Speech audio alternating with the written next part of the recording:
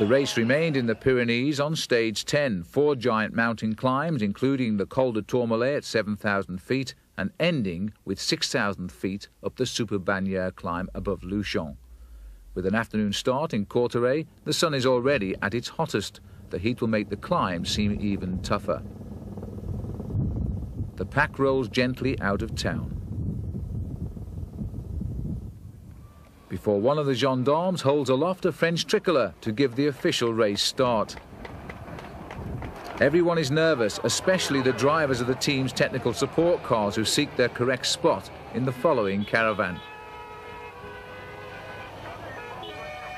Soon the pack settles into a steady rhythm, riding through deep gorges and past fields where the hay is being harvested.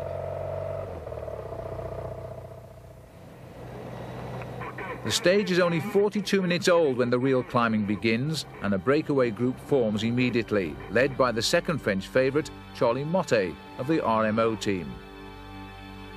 In the break also with Motte is the red-shirted Swiss champion Pascal Richard and the Scottish climber Robert Miller. Delgado's Reynolds team controls the pack to limit the advantage of the escape. Where the ponytailed Miller takes charge too. He was crowned King of the Mountains in the 1984 Tour de France, and his relentless style soon has Richard struggling.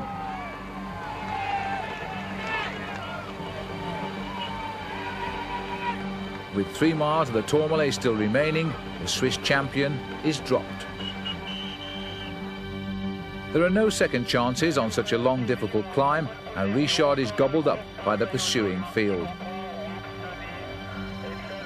Delgado still has his teammates alongside him, while Rooks, Kelly, Lamond, Alcala and Hampston are following comfortably. But Fignon is struggling near the back.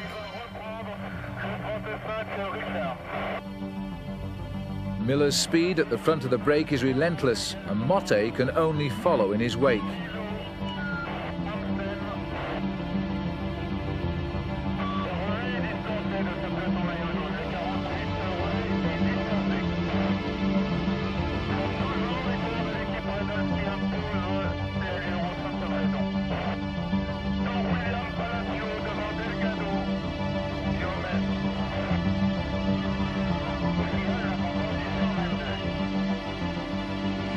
The chase is also strong and relentless, with Delgado's blonde-haired teammate, Julien Jarospe, doing the bulk of the work.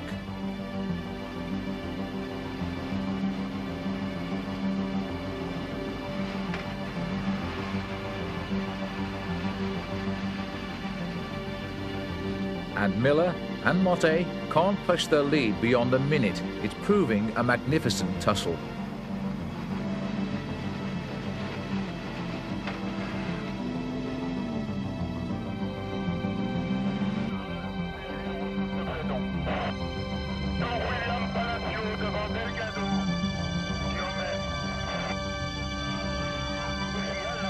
Delgado, Rooks, Turnisse and Lamond are proving the strongest of the race favourites.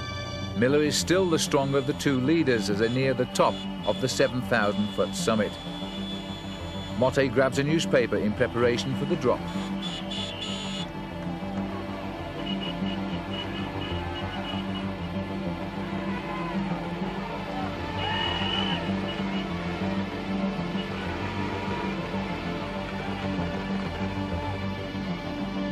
With 2 of the race's most dangerous men up front, the pursuit behind is relentless. As the riders have to stand on the pedals when the grade gets steeper and steeper. In the early part of this century, when these mountain roads were unpaved, the tour men were forced to walk over these summits. Endurance and stamina were the keys to success in those days. Speed and anaerobic fitness are now more important.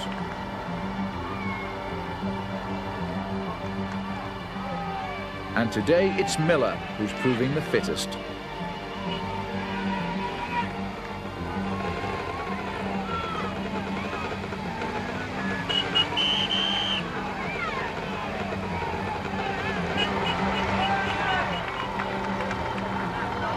The Scot crosses the summit of the Col de Tourmalet ahead of Motte.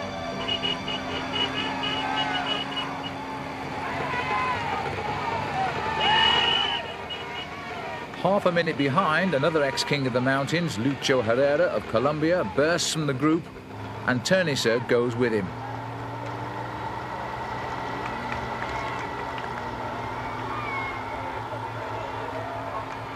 And it's the lanky Dutchman who wins this particular duel. There are still 20 or so men in the front group.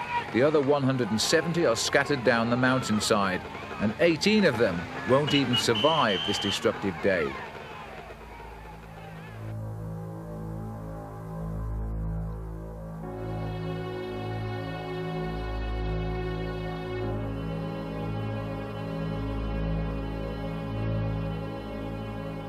Seeking to gain every precious second, Miller crouches like a downhill skier as he zooms down the Col de Tourmalet with Motte.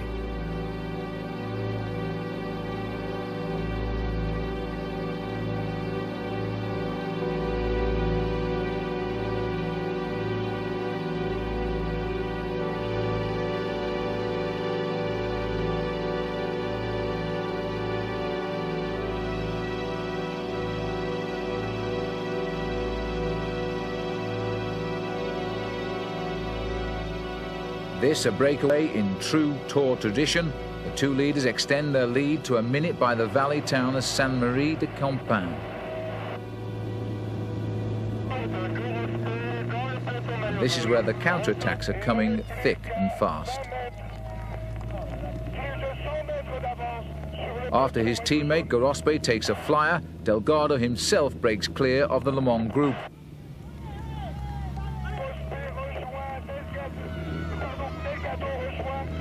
It's a conceived plan, and quickly he joins his fellow Spaniard.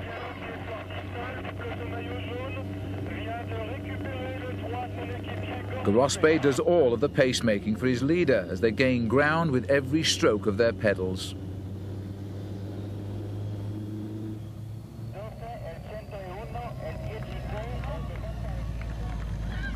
But Le Monde is coming in pursuit, but not even Rooks will help the American chase after Delgado.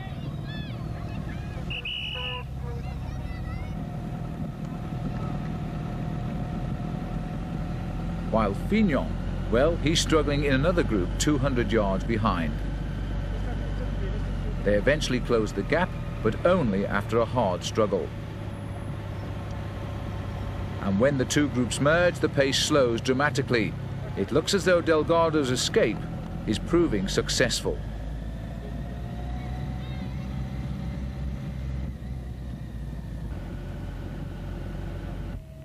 Once the day's second climb begins, Delgado races away from the faithful Gorospe. His job is done, and he drops back to the pack.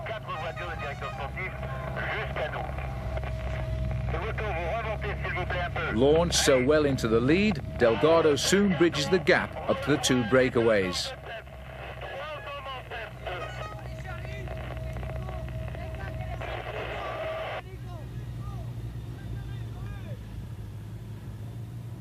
The most important move of the race so far is now underway.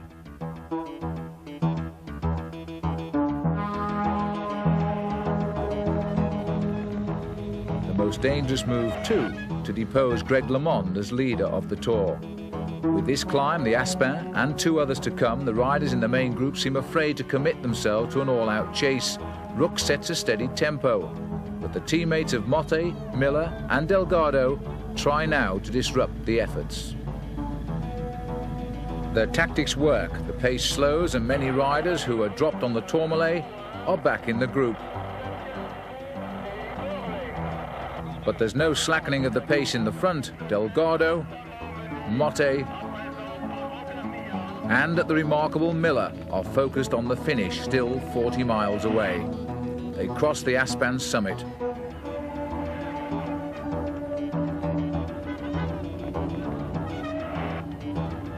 And plunge towards the next valley at breakneck speed.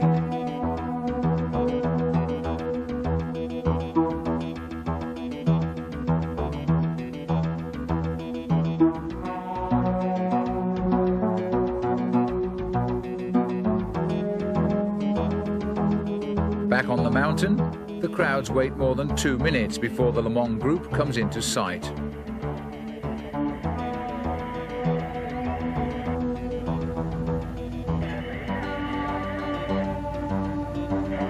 They cross the summit exactly 2 minutes 17 seconds after Miller, Motte and Delgado. The leaders gain even more on the descent, and they reach the feed zone at Arrow more than 4 minutes to the good.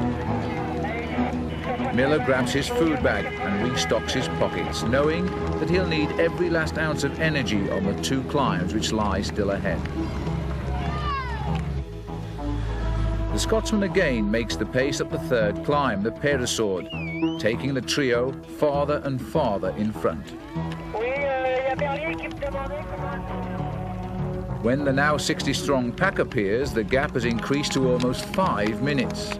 And so Motte, who was only 4 minutes 9 seconds down on Le Monde overnight, becomes the new leader of the Tour, on the road at least.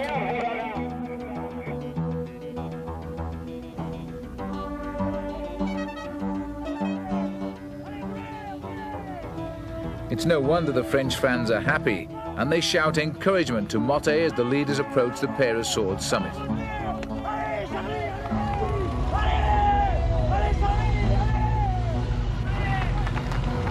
And once again, the man who's first over the top, Robert Miller.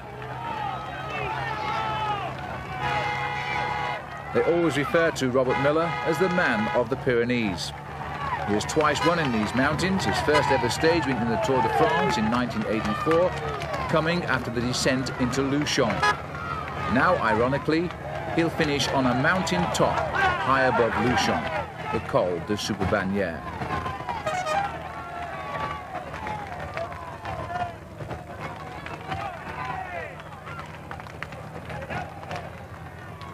These 3 riders were creating the most damage since the Tour de France started in the city of Luxembourg. After that marvellous time trial in the west of France, Delgado is now trying to hammer home his next advantage, his climbing ability in the Pyrenees. He was doing it in front of a mainly Spanish crowd down on the borders in the far south of France. While Rux and Ternisse sprint from the pack to gain more King of the Mountains points ahead of yesterday's hero, Miguel Indurain. As the break passes through the streets of Luchon, the leaders drop now to 4 minutes.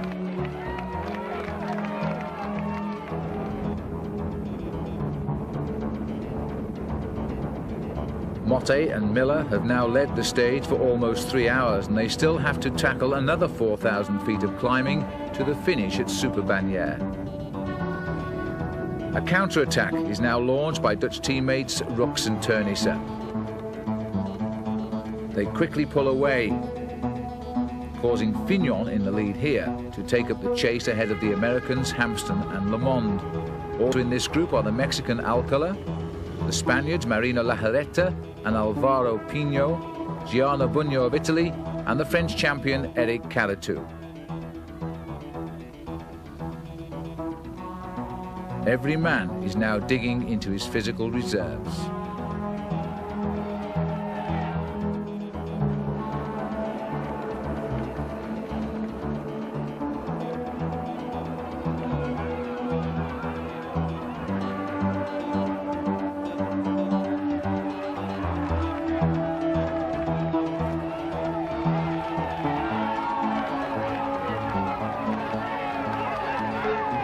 The 3 leaders are still together when they approach the final mile. Delgado is in the lead. He's annoyed at an over-enthusiastic fan and angrily accelerates. Further back, Fignon continues to lead, while Delgado charges towards what he thinks will be a magnificent victory. That would be a powerful reply to all his 1988 critics.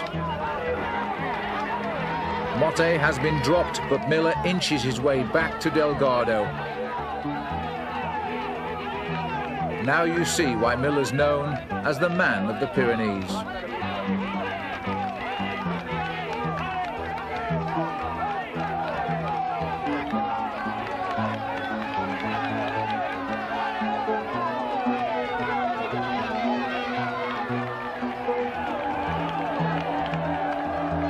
Still more than 3 minutes behind, Fignon continues to push the pace at the front of the next group.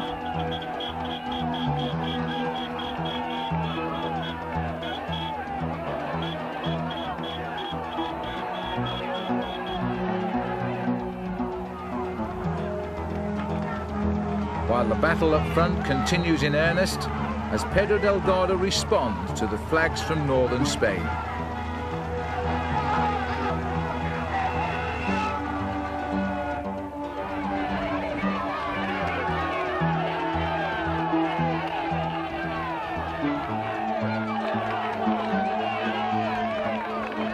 Finally, the finish is in sight. Delgado and Miller both start the sprint.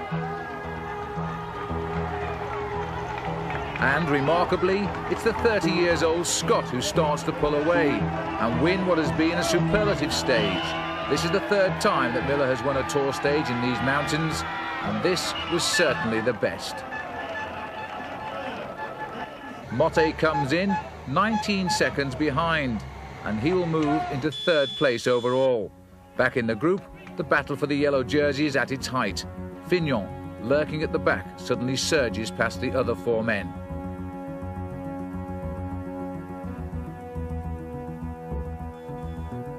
Alcala, Hampsten and Carretou only watch, but Laurent summons up energy from somewhere, and slowly he overhauls Fignon. It's proving an epic battle in the Pyrenees.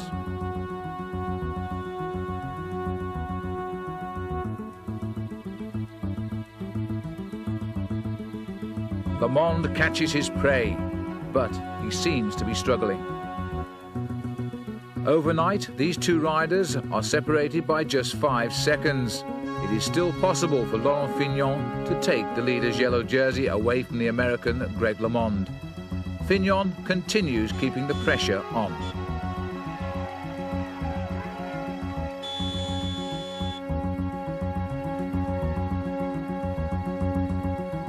And with the finish almost in sight, that pressure is just too much for Greg LeMond.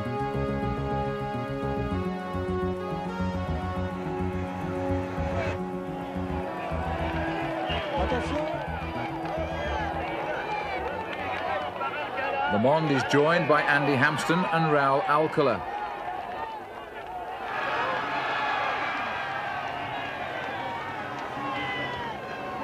But Fignon has gone and crosses the finishing line to reclaim the Tour's yellow jersey that he last earned 5 years before. After the mountains battle, stage 11 is expected now to be much quieter. The Pyrenees are gone and the race moves on from Luchon, a stage of 97 miles. But shortly after the race left Luchon, the pace picks up again and several men will be dropped, including last year's third-place Tour finisher, Fabio Parra, who suffers from a fever and quits the race. The speed is relentless and over 60 miles are covered in the last 2 hours. In the final mile, the Belgian Rudy Dahnens is 50 yards clear. But his rear tyre rolls off and the pack races by him. The tragedy of the Tour de France can all be felt in the heart of Rudy. The sprint is led out by Canada's Bauer, but the Dutchman Mathieu Hermans comes through to win the stage from Giovanni Fidenza of Italy. On a day of 110-degree temperatures, the long stage from ancient Toulouse should finally give the riders some relaxation. But on the 150 miles route to Montpellier, there is a strong, favourable breeze blowing. An early break is made by Valerio Tebaldi of Italy and Dominique Arnaud of France. They're joined by another Italian, Giancarlo Perini, but again there are several crashes in the pack and 30 riders need treatment for injuries. In front, even Arnaud falls. And after 5 hours at the front, the two Italians fight out the finish in Montpellier. And in a close finish, the 24-year-old Tebaldi proves the faster. He also won a stage in the 1988 Tour. Another 4 riders drop out of the race, making a total of 42 who've quit since the start in Luxembourg 13 days ago.